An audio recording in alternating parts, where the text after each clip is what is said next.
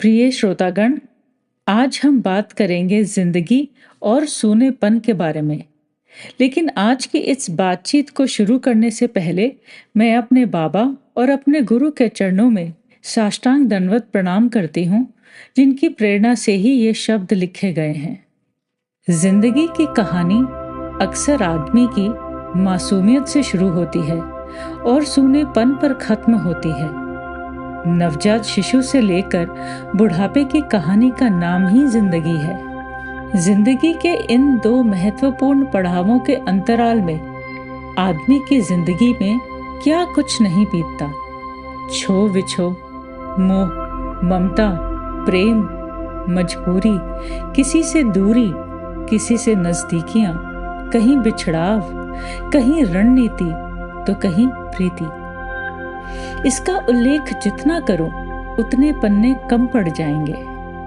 कितना कुछ ये जिंदगी अपने में समाये हुए है।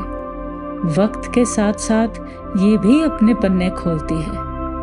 एक पल जीवन इतना खुशनुमा कि जैसे पूरा संसार आपके पैरों तले है, और दूसरे ही क्षण आप इस संसार के कदमों में। कहीं कोई ऐसी घटना घट गई जिसके बारे में विश्व में किसी को भी कोई अंदाजा नहीं। ये उठापटक की जिंदगी अपने आप में एक अजूबा है।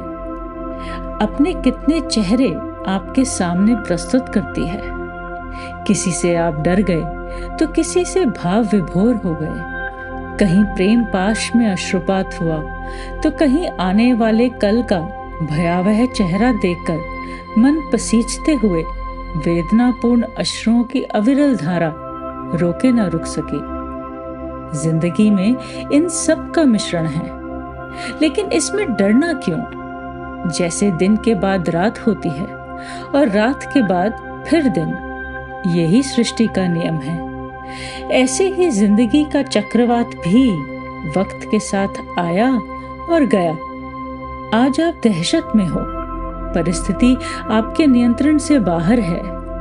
कल यही स्थिति ठंडी हो जाएगी। जिंदगी फिर शांत होकर अपने रोजमर्रा के कार्यों में व्यस्त हो जाएगी। ऐसे में डरना व्यर्थ है। अपनी रक्षा सुरक्षा के लिए तत्पर रहना आवश्यक है, लेकिन इससे घबराकर अपने मन पर किसी भी तरह का बोझ लादना बेफिजूल है। इससे आदमी को कुछ भी हासिल नहीं होता। जिंदगी को आशा का दामन बांध कर जिए। हर पल को मस्ती से जिए। आने वाला कल कैसा होगा, इसकी आपको चिंता करने की आवश्यकता नहीं। इसका हिसाब तो ऊपर वाला करके बैठा है।